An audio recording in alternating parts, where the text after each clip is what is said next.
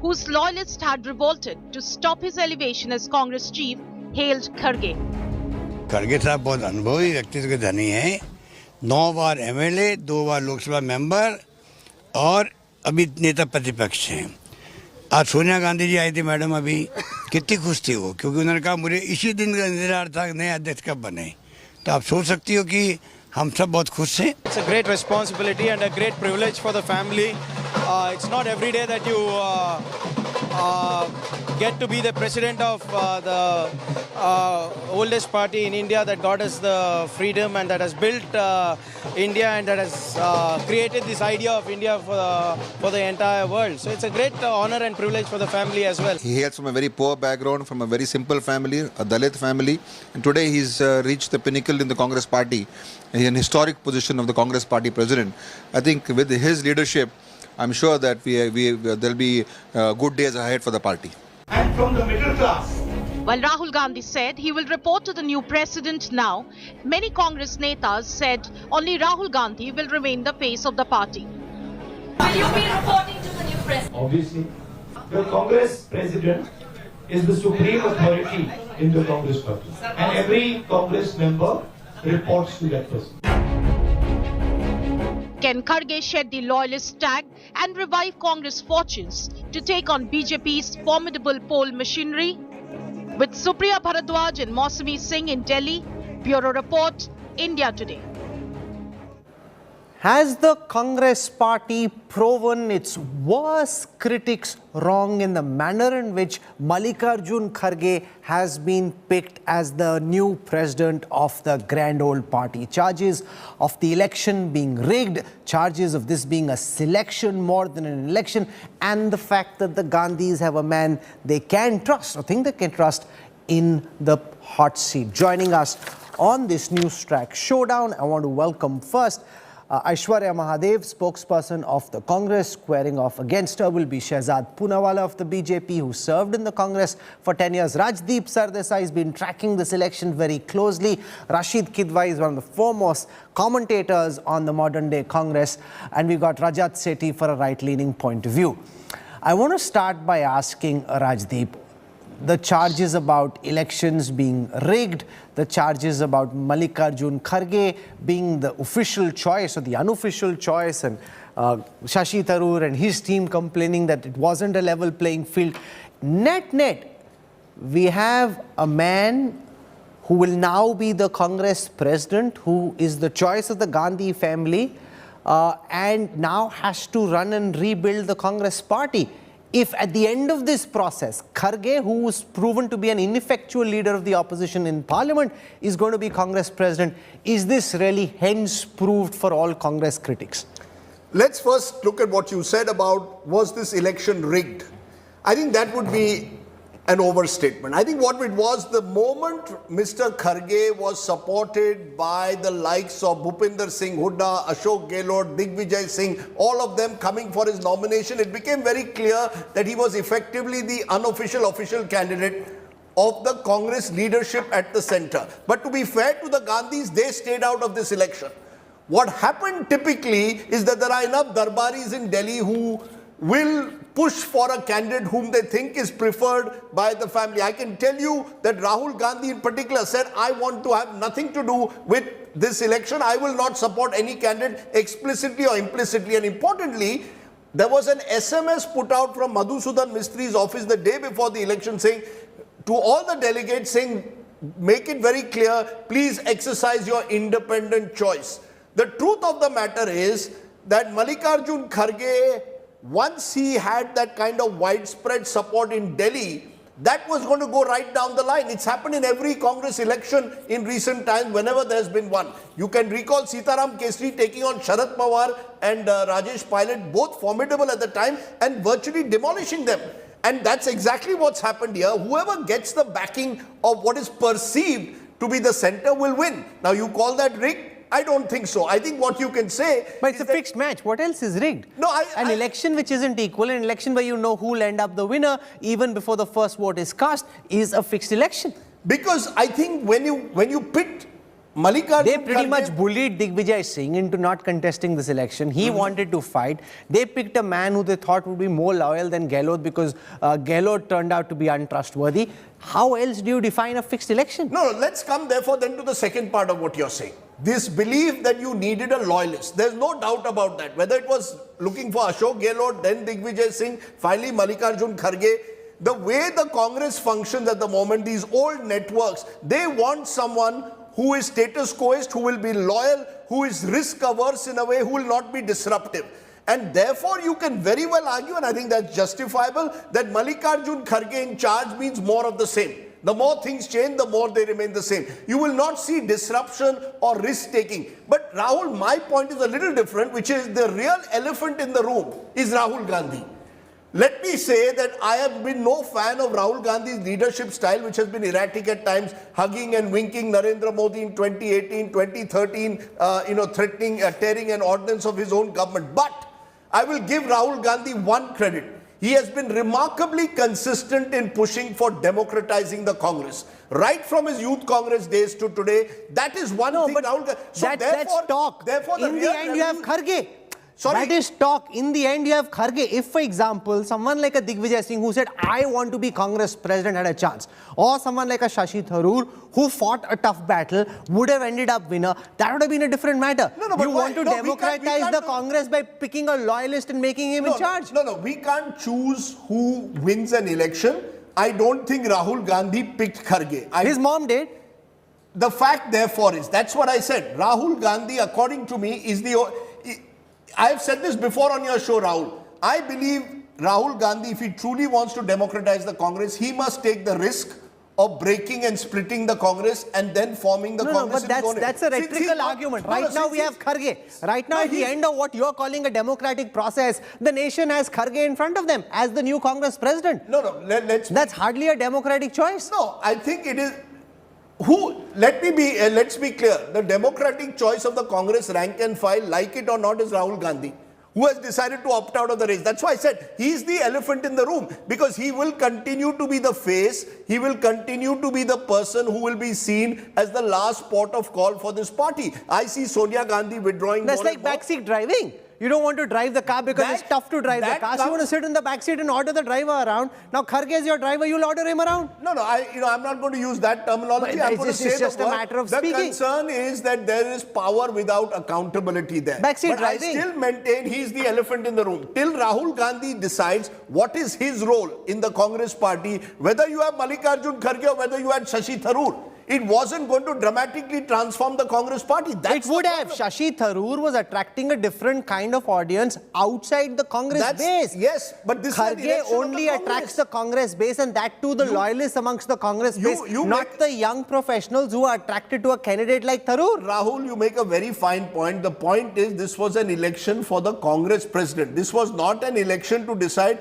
who is going to be my face for 2024. This was an election to save a patient in ICU. You've come up with homeopathy. You needed chemotherapy and more. I couldn't agree with you more that having Mallikarjun Kharge is not going to fix the real problem of the Congress, which is an organizational rebooting. That requires energy, that requires the kind of focus, that requires the kind of willingness to experiment, to take risks, which clearly Mr. Kharge is not. That requires a driver who's on the wheels, not someone who's taking orders from the passenger at the back. You see, therefore I said, I have said this for the third time on the show, the elephant in the room. You see, you've got a Bharat Jodo Yatra where the entire energies of the Congress are at the moment. Wherever the Bharat Jodo Yatra is going, all the district units are focusing on that. And you've got this parallel election going on. My point is, the election should have, one of the two has to be your primary goal. Either you decide, I'm going to organizationally reach out and rebuild my party, or I'm going to just have someone who's a non-Gandhi there. Both do not work. Shahzad Poonawalla, why do you think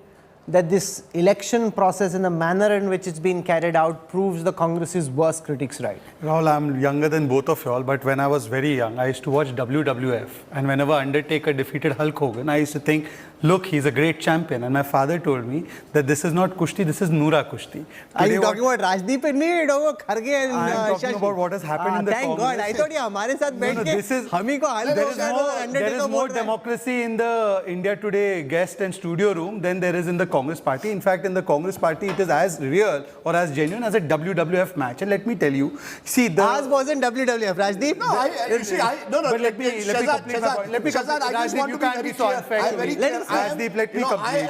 Rajdeep, I have not made a comment on He didn't call us WWF. He's saying Kharge versus Tharoor is WWF. Yeah, go on. Let me reiterate. The import of my statement is that as fake as WWF matches were, that's how fake the Congress so-called election was. This is actually not a free and fair election. It's a fake and fabricated selection process for the next remote control of the proxy president or the Pratham Parivar of the Congress party. Let me explain to you why in a few short reasons. First of all, Mr. Tharoor, one of the candidates himself, has come out and said to your reporter Mausami Singh that it was an uneven playing field, and in fact in the same interview said 22 years there's been no election. In fact, the last time such a thing was orchestrated was Jitendra Prasad, and Jitendra Prasad to Sumit Mitra in your interview to India Today said that too was a fixed match. For the last 24 years there was no election, and this is also not an election. I'll tell you why again. Look, Mr. Kharge was brought in at the last minute. First, who was the choice? It was Gehlot. Because Gehlot did Bewafai in Jaipur, out Mr. Gehlot goes, comes in Mr. Kharge. Kharge ji is presented as the official, official candidate. He is given the AICC platform to do a press conference. He himself tells to the media that I am the Congress candidate. Apart from that, the manner in which the PCC people were treating him, where were these delegates, by the way, elected? Were these delegates ever elected? Where was the election for Delhi delegates done? Aishwarya Mahadev should tell us. None of this was done. None of the procedures were followed. And in fact, even the election agent of Shashi Tharoor has said today that the polling booths had people who were outsiders there. You had people who were influencing that. You had the seals which are unofficial being used. You did not have the voting summary sheets being given in Uttar Pradesh. So there were a whole lot of constitutional malfunctions that were taking place in this so-called rigged election. Let me also tell you one more important aspect. Rajdeep, you said that Rahul Gandhi should be credited for democratization of party. Please, sir, here is Digvijay Singh's statement when he did not file his nomination. Whoever becomes the Congress president will work under the Gandhi family, not work with the Gandhi family. Here is Chidambaram saying, whoever becomes the Congress president, the preeminent position will be of the Gandhi family in the party. Here is another statement of Mr. Muralidharan who says that whoever is blessed by the Nehru Parivar can only become the president of the Congress party. And by the way, Rajdeep and Rahul, would you remember that Mr. Rahul Gandhi was only an MP? Mr. Kharge was the LOP Rajya Sabha. Adhir Ranjan Chaudhary was LOP Lok Sabha. They were behind Mr. Rahul Gandhi. And Rahul Gandhi was in the front. Today, Bharat Jodo, Mr. Rahul Gandhi is only a president, is only a MP. But the entire party is in Bharat Jodo. Mr. Jairam Ramesh, a good friend, says this is all a sideshow, including the election. The main focus is Bharat Jodo. Is this democracy or this is Parivar Tantra, which Rajdeep you can see as Lok Tantra, but everyone else knows. Aishwarya Mahadev, respond to what you're hearing from Rajdeep and Shehzad. Shashi Tharoor complaining of extremely serious irregularities, additional names being added, no contact numbers, no addresses. This Shehzad calls a fake and fabricated election. It almost seems as if he's been picked to be the driver for the Gandhis who are sitting in the backseat of the Congress car. Good evening, Rahul. First and foremost, obviously, Shehzad is very impassioned by this entire process because we know what happened to him the last time around. But let me answer two things. And, before I get to exactly what you asked me, Rahul, first of all, the manner of speaking, whether it is what you've said or even what Shehzad has alluded to, is disrespectful and absolute disregard for two things. One, that there was actually a collegium of voters, over 9,000, close to 10,000 voters, me included, from the state of Karnataka. And how was I elected? It was based on the memberships that we had, and I was nominated from my block, Shehzad, and I indeed am one of the youngest voters in this election itself. And you cannot disregard the fact that there was democracy in the process of not only selecting voters, and the fact is it was their choice at the end of the day. The second thing is, in this whole idea and this talk, if it's not awkward to ask on live TV, Aishwarya, who did you pick and why? To be very honest, I'm a true blue Kannadiga, and I can tell you with all the conscious, the sort of empowered feeling I had as being one of the youngest voters, I did choose Mr. Kharge because in Karnataka... Okay, so let me build on that. As a young, articulate voice of the Congress, looking out into the future, why do you think someone like a Mallikarjun Kharge, and with no disrespect to him at all, is better than a Shashi Tharoor to guide your party into the future? I think first and foremost, this entire misnomer, this sort of disregard for the fact that Mr. Kharge has experience that is extremely necessary from a labor leader with over 50 years of experience from the work that he has done, whether it is in my state as PCC chief or even in the union. I think you cannot disregard at any point the manner in which he has fought for the people of this country, and as being a congressman, for me, I've had the pride and the honor of having worked with Mr. Kharge. But Aishwarya, now Mr. Kharge is 80 years old. if you were in Rahul, a I have board, to as just 1 second, as a shareholder, you're picking a chief executive, you're looking at the runway, you're looking into the future, you're saying who can carry our company into the future, you won't pick an 80-year-old chief executive. You know, to make this assumption that just because somebody is of a certain age does not mean they're incompetent whatsoever. I can tell you this: the man may be 80 or however old, but the manner in which he connects with us, the manner in which he's given us the opportunity, the manner in which he allows us to function, the manner in which he bridges workers across the board, whether it is language, whether it is state, the manner in which he does is absolutely, truly spectacular. And I have absolutely no sort of sense of anything but pride in saying this is the person that I had the vote for as one of the younger voters, and I voted for him. And this entire conversation of saying he was the party choice, he was the leadership's choice, takes away from the fact that he's a remarkable statesman in himself. You cannot take away from him because of these false What did he do as leader of the patronization. opposition in the Rajya Sabha, which gave you the confidence that here's a man who can take on Modi, Shah and Yogi? You know, whether it was opposition or not, whether it was when he was Labour Minister, whether it was Railways Minister, whether as my PCC chief in Karnataka, and mind you, this was the man that administered land reforms in my state, and a majority of people in my state now have land because of the reforms that came in because of him, and the manner in which he has tackled the opposition with dignity, with force, and the respectable manner in which he's kept parliamentary discussion is something I absolutely respect and truly value, Rahul. And I think how is he better than Tharoor? I'm just trying to understand from the mind of a young Congress voter, forget what the rest of the country thinks, why do you think he's better than Tharoor for your future? You know, Rahul, to be very honest, I think both of them were absolutely wonderful candidates. I think both of them brought a lot to the table, and I think both of them had a lot to offer for the party. I'm not going to talk about who's better. It is a manner of functioning. And for me personally, I'm sure there are a lot of people in my party that believed the other candidate, however it is, fought a wonderful battle also. But for me personally, and I was the other candidate is not Lord Voldemort. You're not naming poor Shashi. He fought a good fight. He absolutely did, and I have absolute respect for him. I have a great amount of pride in saying he's also from the south of India, and I think he's represented us globally and as a minister and done a fantastic job. But for me, I do not want to make it a comparative of both these party men. Both of them have their merits. The 9,000 odd voters have chosen who they want. But Shashi thinks the election was rigged, and Let me that clarify he on this. alleges extreme serious irregularities, all this business of voter names not being clear. Those are serious charges which question the bona fides of this poll. You know, Rahul, I think the Central Congress Election Commission, as well as Mr. Mistry, have put out that every single voter with all their details is something that is available to everyone. He said he couldn't get through. There were no addresses. I'm only quoting your candidate. There were no telephone numbers. And both the roles have different names and different numbers, and therefore it was not even clear. And it was not just him. There were 5 MPs who wrote about problems in the electoral rolls. And my dear friend Aishwarya has let the cat out of the bag. She said she was nominated as a delegate. They have to be as per the Congress constitution elections for the delegate. That itself shows that this was all nominated. This was all yes men being put there as delegates and electors because they had one task: vote the man you've been told to, and therefore the outcome was fixed and the procedure was not followed. Therefore, it's a fixed and a rigged match. And also tell me, Aishwarya, Article 19 of Congress Constitution says that 12 out of the 23 CWC members have to be elected. Which of these members are elected? Please tell me. Rahul, I think first and foremost, you're going to obviously see Shehzad taking tiny statements and transforming them into something else. And this entire idea of what they're claiming to be electoral malpractice, I think his polling agent, Mr. Salman, a clarification as to what the process was, and it will be obviously looked into. Mr. Mistry is yet to come out and give a clarification on that, but rest assured, whether it's the election process, whether it's the rolls and whatnot, the entire process is something that has been put forth. It is out in the open, and I do not think Mr. Nadda, obviously according to the Election Commission rules and political parties that are bound of the idea of a precedent, tell me, when were the electors of Mr. Nadda put forth? When was the collegium selected? What was the process? No, she's saying net, they still had some kind of an election.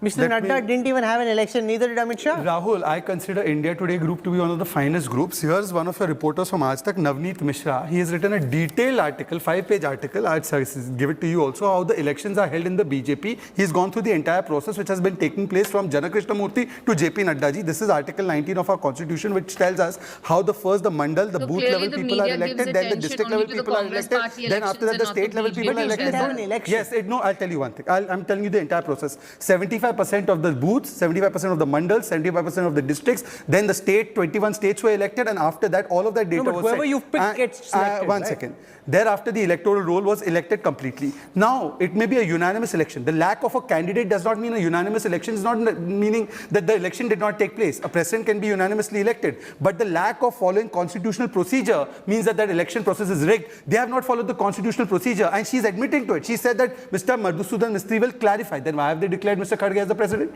We have followed the full constitutional procedure. Yes, there was no candidate against Mr. Nadda because our party functions like a parivar. Your party is the parivar. So the last That's the time when difference. Mr. आपका Rahul परिवार Gandhi party had है, to be हमारी party unanimously परिवार है, elected and we didn't want you to सर्वसम्मति से हम contest, it wasn't फैसला लेते हैं, परिवार परंतु constitutional procedure को follow करते हैं. You have not followed the constitutional procedure. You may have 3 candidates, you may have 10 candidates, but all are yes men. No, Shashi Tharoor was hardly a yes man. He was doing his own thing. No, but the lack of a candidate does not mean that it's not an election. The lack of constitutional procedure is a touchstone. What changes for the Congress from tomorrow? Is this going to be more of the same? Will Mallikarjun Kharge be able to make any change at all, given that the bulk of the party or the key fighting force of the party is with Rahul Gandhi walking with him on that Bharat Jodo Yatra?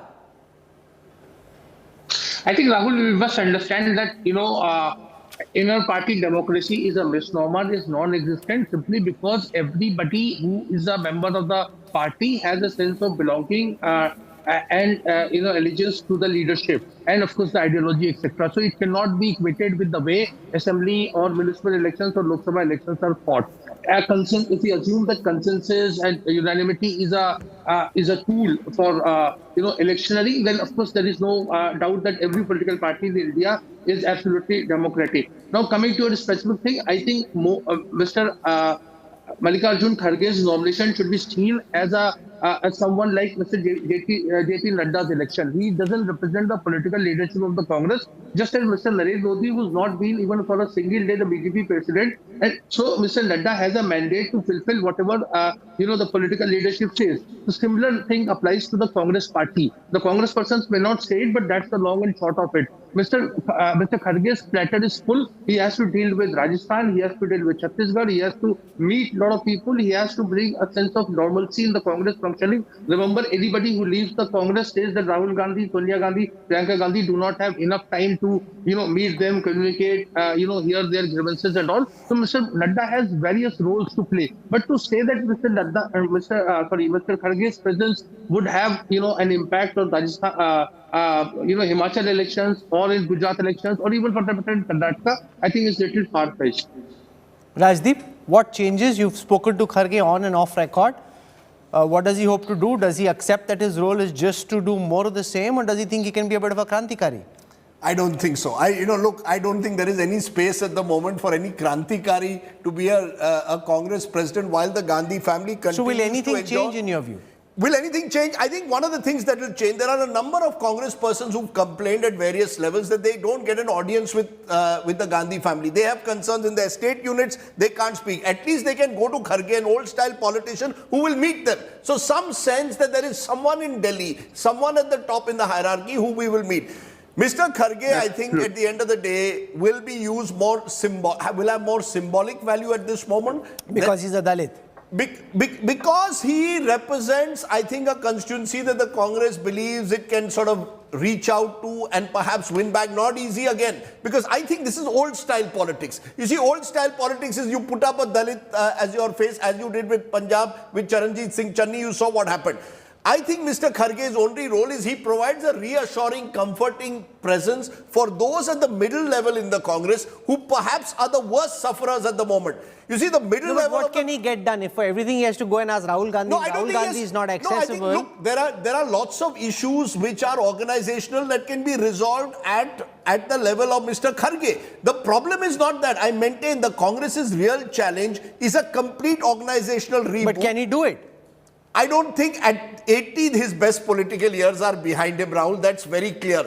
It is, Mr. Kharge does not have, let's say, the energy at the moment that J.P. Nadda, who, let's be honest, is also doing exactly what Narendra Modi and Amit Shah want him to. But is traveling rapidly across the country, making sure he's there to enthuse the BJP workers. He's that role of providing a sense of energy. I don't think Mr. Kharge has that, and that's what really the Congress will miss. Having that kind of more energetic leader who is ready to go to every corner of the country at a moment's notice and be there as a problem fixer. Now, Congress needs a problem fixer. Is 61 years old. Kharge is 80.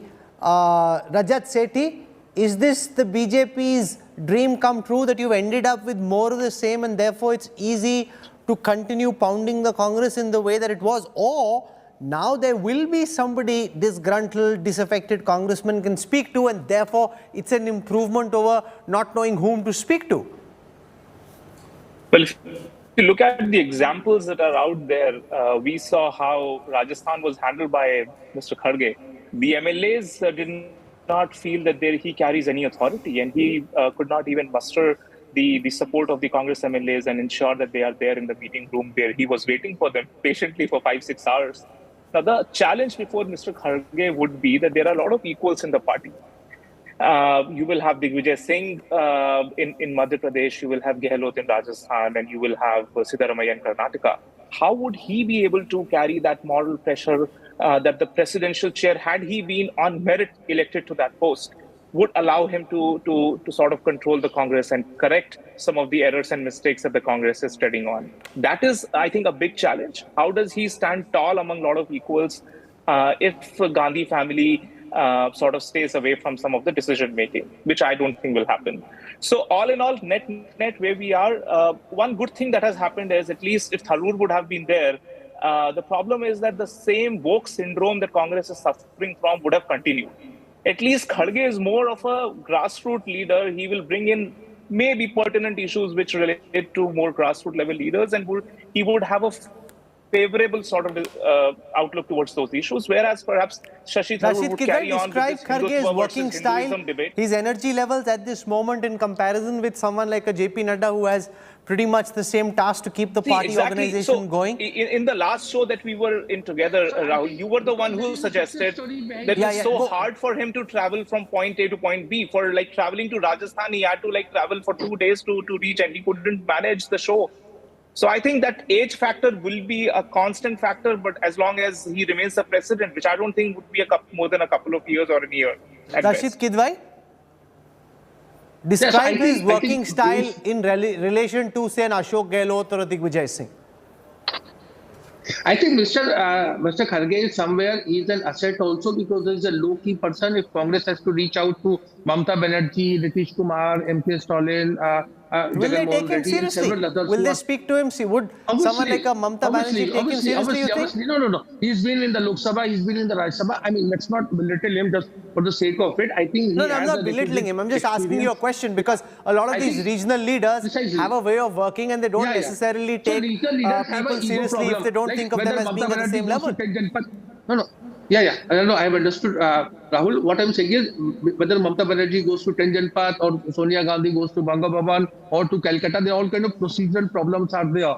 Those problems would not be there with Mr. Kharge. Mr. Kharge can meet, on a day, morning Sharad Pawar, evening Nitish Kumar, Mamata Banerjee, all of them, and have a some kind of consensus building. Because remember, 2024 is not a Congress election unless Congress gets, 125 seats or more. I mean, in terms of Lok Sabha seats. So that's not the thing. Congress needs to organize everyone. And Mr. Kharge is a low-key person, and he's a credible messenger. So I think a lot of good things that... No. How do you say he's a credible messenger? 1 second. His most recent track record, Rajdeep, according to our reporters in Jaipur, was he was sitting in Gehlot's residence at the time at which the MLAs were to come for the handover from Gehlot to Sachin Pilot. Ajay Makand figured out much earlier than Kharge that something is amiss, these MLAs aren't coming, because they were going to Khacharia Vas's residence. And Kharge, from all accounts of people who were, I won't name those people, but people who were in Gehlot's house at that time, say that for the longest time he had no clue what was happening right below his nose. No, look, the fact is Mr. Kharge's recent attempts, both in Maharashtra, in Punjab, even in Rajasthan, which you just mentioned, have resulted in failure. and I think particularly disconnected from the Hindi heartland. You see, one of the interesting things is both the Congress candidates were from the south of the Vindhyas, where the real crisis of the Congress is in the Hindi heartland. You know, but this is shocking. Again, think of it as a board picking a chief executive. Here's a guy with 3 failures in the recent past. He's the guy you're betting your farm on. You know, I've often said nothing succeeds like failure in the Congress, because, you know, then you don't represent a challenge to someone. However, let me say in Mr. Kharge's, where Mr. Kharge will be useful. I do believe in reaching out to leaders. Even though he's a short-tempered man, the fact is, because he's a 9-time MLA, because he's been leader in the Lok Sabha, leader in the Rajya Sabha, he will carry a certain amount of political heft when he's talking to some of these leaders. He's a Kamdar. You know, Shehzad Poonawala's party leader keeps referring to a Namdar versus Kamdar analogy. Mallikarjun Kharge is the ultimate Kamdar. He works from early morning to block president, started his life at the block president, started a labor union in Gulbarga, father was a mill worker, mother died at the age of 6. Rajdeep, it's not your past track record, it's how much energy do you have today? What did I say? 1 second. Sachin Tendulkar may be a great batsman. Today, Surya Kumar Yadav is the guy you want to win you the World Cup. Very good. You send Sachin to bat. I mean, he's got a big name, but can he score the runs? Excellent point. And as I said, Kharge's best perhaps as a political leader is in the past. He twice got passed over for Karnataka Chief Minister, once by S.M. Krishna, once by Dharam Singh. Those were perhaps his best years, especially in 1998. But the thing is, the Congress doesn't have a Surya Kumar Yadav. Please understand, the real problem of this party... build Surya Kumar Yadav. You can't build it overnight. No, look, the problem for the Congress... But if you have Kharge batting for you, you'll never find Surya Kumar Yadav. You see, just final point. Whether you like it or not, why is JP Nadda today seen as a success? Not because of JP Nadda, but because of Narendra Modi. Please appreciate that. At the end of the day, the BJP's elephant in the room is Narendra Modi. He gets it right. Now let take Modi out of the picture. Take Modi out of the picture. Let Nadda lead the BJP. I've heard you out. Now, Rajdeep, please let me answer you, because you know this comparison between BJP and Congress is so not possible. I'll tell you, because look at Amit Shah ji or look at JP Nadda ji. Amit Shah ji was General Secretary in charge of Uttar Pradesh in 2014. We swept Uttar Pradesh and we won the election. The Karyakartas also voted for him. The Desh also voted for his mandate, and then he became the BJP president. After that, Mr. Nadda ji was the General Secretary in charge of Uttar Pradesh in 2019. We swept Uttar Pradesh once again, and after that he became the BJP president in 2020. The Karyakartas also voted for him, the Desh also voted for him, and now you have Mr. Kharge. He lost the election in Maharashtra, he lost the Rajasthan plot, he lost the plot in Punjab, he lost the plot in his own state of Karnataka, whereas he won the election in 2018. He was not able to take the party to victory. Now the last statement by Mr. Kharge to Rajdeep in an interview. One second. Last statement. You must be factual. Rajdeep, you are on a roll. Don't interrupt. Rajdeep, don't interrupt. Don't make factual mistakes. I did not make a factual mistake. 2018, at least let me complete. Was not the face of the Congress. That's the problem. But he was still a leader of Karnataka. Ms. Mahadevan has voted for him because he's such a great transformational leader of the party. But he can't manage to win his own state. No, but last point. The last one. One last statement. Yes, 10 seconds. The last statement that he made to Mr. Rajiv Sardesai in an interview was कि बकरा ईद में बचेंगे तो मुहर्रम में नाचेंगे. मुहर्रम में नाचते नहीं है. But the statement itself reflects that he is fighting for time. He is saying that I don't know, I may be sacrificed as a sacrificial lamb after the Himachal and Gujarat elections. You know, that's also political. It could be an issue of language. It's not a very smart and wise thing to do. It's an idiom of the Hyderabad, Karnataka area. It's a popular idiom there. I found out later. Look, Kharge... What does it mean? Kharge... No, he said... Because I asked him who will be the face for 2024. No, he meant that if I survive Himachal and Gujarat, then I will think of Prime Ministership. He said, forget 2024. Let me first win this election. See, look, my belief is he's an old-style politician. At a time when, of course, there are new energies, you need a younger leader. Make no mistake. The Congress needs a generational change. But I will say it for the 5th time now. Just as the elephant in the room in the BJP remains Mr. Modi, as long as Mr. Modi gets it right, all the others can benefit from his afterglow. Same thing in the Congress. If the Gandhis were to get it right, all these leaders, their stature would be raised. Mr. Nadda is not going to win you an election come 2024 if there was no Mr. Just Modi. Give me 10 seconds. Mr. Modi is the This is like saying India at the time when Sachin was at his peak wins because of Sachin. He's a reality. He bats for you so he can win a match for you. Narendra Modi is the Sachin Sachin Tendulkar Don at Bradman. the moment, winning elections after So if election. you have Don Bradman in your team, it's your good fortune. The Congress's problem is not having. Congress's problem is Just there 10 is no mass seconds, Rahul. leader. So you have Who to is find that a mass way. leader? Who's Okay, Aishwarya Mahadev, Just we have a give me 10 situation seconds, here where you've picked a man whose most recent track record was the debacle in Rajasthan, sitting inside the Chief Minister's house, having no clue that there was a revolt underway right under his nose, and that's not a one-off. He picked in Punjab Charanjit Singh Channi, got rid of Amrinder Singh after so many decades in the Congress, ruined the party in Punjab, in Rajasthan as well, ended up being part of this self-goal. That is his track record. No board would pick this kind of a chief executive if it was a professional board. Rahul, clearly there's no winning with you, and damned if you do, damned if you don't about any Congress party election. But let me make something emphatically clear.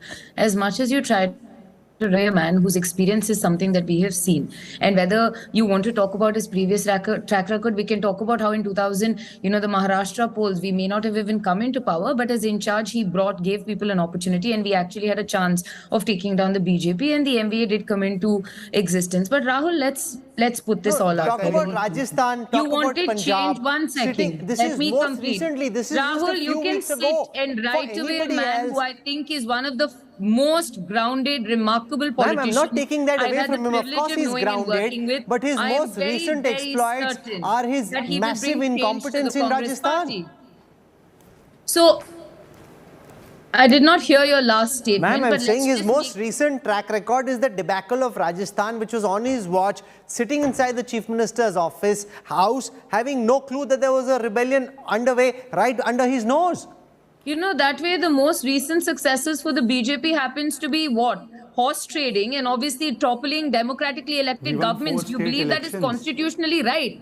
A victory in your eyes seems to be very narrow and almost, honestly, completely deluded in terms of the way you look about it. If you look at the BJP, you can also see their losses in several states. And the only way they come to power is when they topple other governments. Let us talk about the performance of a man over decades who gives you stability, who's an organization grassroots man. He connects to everybody from a worker in the booth to the top leadership and is a consensus builder across party lines. Whether it was in Maharashtra, whether it was in Karnataka during the coalitions, he has been critical to the framework of the Congress party, and I have a lot of pride in saying he's my new Congress president. You may not believe it, the BJP may not believe it, the other detractors may not, but today there is new enthusiasm in my party, and I'm extremely, extremely happy to say Mr. Mallikarjun Kharge is my new Congress president, and it gives me a lot of pride in saying it. Mr. Tharoor fought a wonderfully well-fought battle. Quick final words, I'm out of time. Rahul, but I believe the Congress is on its way to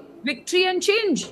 Rahul, the only success that Aishwarya Mahadevan could recount for Mr. Kharge was the MV alliance. By the way, in that election, the BJP had won maximum seats in Maharashtra. Leave that aside. Having said that, we won 4 state elections out of 5. Uttar Pradesh, Uttarakhand, we repeated governments which were never repeated. And despite that is not an achievement of Mr. Nadda. And Mr. Rajdeep is right. Narendra Modi ji is the Sachin Tendulkar of our party. But Sachin was not the captain. The captain was always Saurav Ganguly. And Saurav Ganguly also had a say, just like Amit Shah ji or just like Nadda ji. And final question is that Mr. Kharge is no longer a Kamdar. His own son is a stakeholder in Karnataka. Will he be able to put a foot down and make a fair decision there? Will he be able to tell Ms. Priyanka Vadra, who's been a non-performer in Uttar Pradesh, that she should not be a general secretary? So is performance ever a parameter? Here's what I wish to say.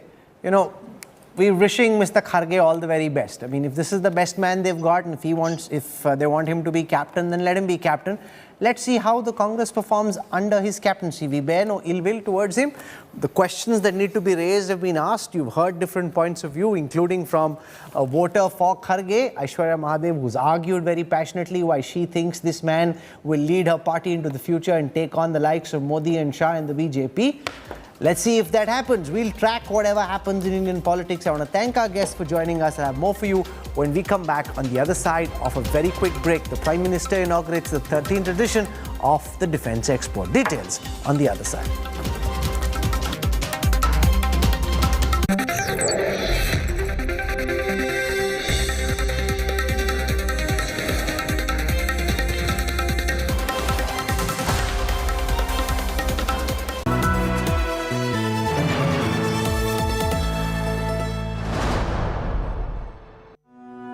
जितने भी पूरे भारत में सिखों security guard लगे हुए हैं, सबको मान सम्मान मिलना चाहिए। हम अकेले ड्यूटी करते, हम गरीब आदमी हैं सर। आत्मसम्मान तो मेरा चला ही गया, मुझे सिर्फ रिस्पेक्ट चाहिए। हम आपकी कहानी पूरी दुनिया को सुनाएंगे और आपके स्वाभिमान के लिए आवाज उठाएंगे। रात 9 बजे आज तक पर।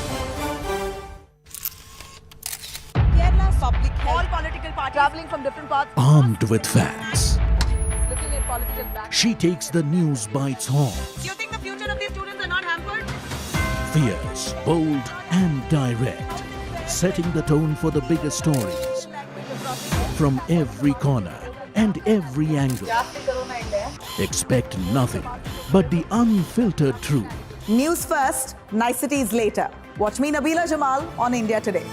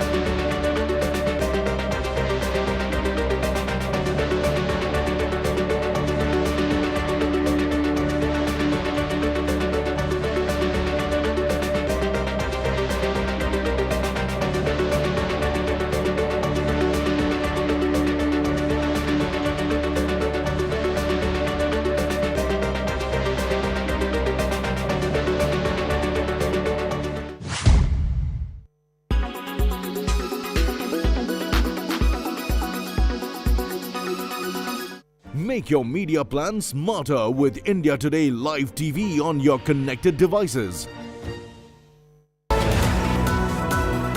At 9 p.m. on the news today with me, Rajdeep Sardesai. Mallikarjun Kharge is the new Congress president. But can the 80-year-old leader from Karnataka really revive the Congress's fortunes, or is he only a stopgap arrangement? That's going to be a big talking point on the news today.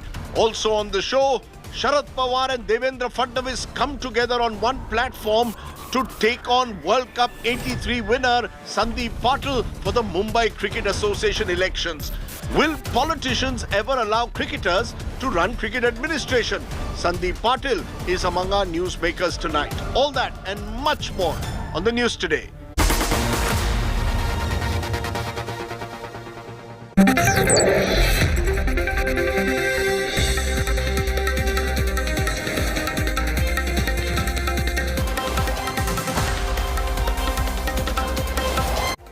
You're on board the Newstrack. The Prime Minister inaugurated the 12th edition of the Defence Expo in Gandhinagar today.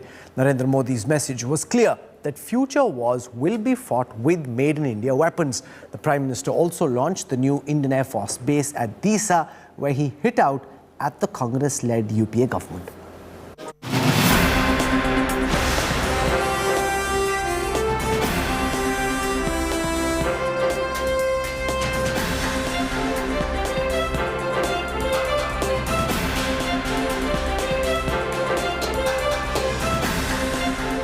India is all set to get an aerial firewall to shield itself from Pakistani air attacks. Once complete, The Disa Air Base, just 130 kilometers from the Indo-Pak border in North Gujarat, can intercept Pakistani jets taking off from air bases in Jacobabad, foiling any Pakistani misadventure to target Gujarat's $1 trillion industrial complex. इसके निर्माण से गुजरात के आसपास के क्षेत्र में air bases के बीच 355 kilometre की दूरी कम हो जाएगी, जिससे हमारे लड़ाकू विमानों की ऑपरेटिंग रेंज में बढ़ोतरी होगी और लड़ाई के वक्त रिस्पांस टाइम में कमी आएगी.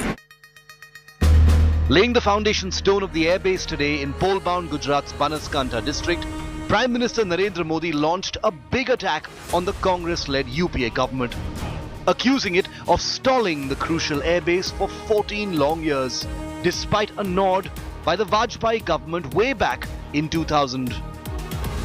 दिशा अंतर्राष्ट्रीय सीमा से केवल 130 किलोमीटर दूर है.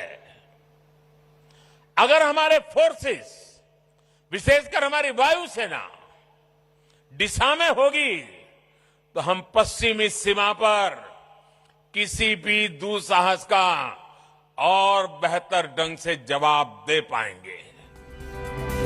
Speaking after unveiling India's biggest defense expo, the Prime Minister said India had emerged as a big exporter of military equipment. पिछले 5 वर्षों में हमारा रक्षा निर्यात, हमारा डिफेंस एक्सपोर्ट 8 गुना बढ़ा है दोस्तों. हम दुनिया के 75 से ज्यादा देशों को रक्षा सामग्री और उपकरण एक्सपोर्ट कर रहे हैं, निर्यात कर रहे हैं. The Prime Minister, who announced the 4th list of military weapons in the import curb list, summed up the defense situation by invoking India releasing cheetahs into the wild. यही देश कोई जमाना था जब कबूतर छोड़ा करता था, आज चीता छोड़ने की ताकत रखता है. With Manjeet Negi in Gandhinagar, Bureau Report, India Today. This is where I wrap up the Newstrack tonight. For your time and your trust, thank you very much. I look forward to seeing you 8 p.m. tomorrow evening. Till then, from all of us here, goodbye, good night.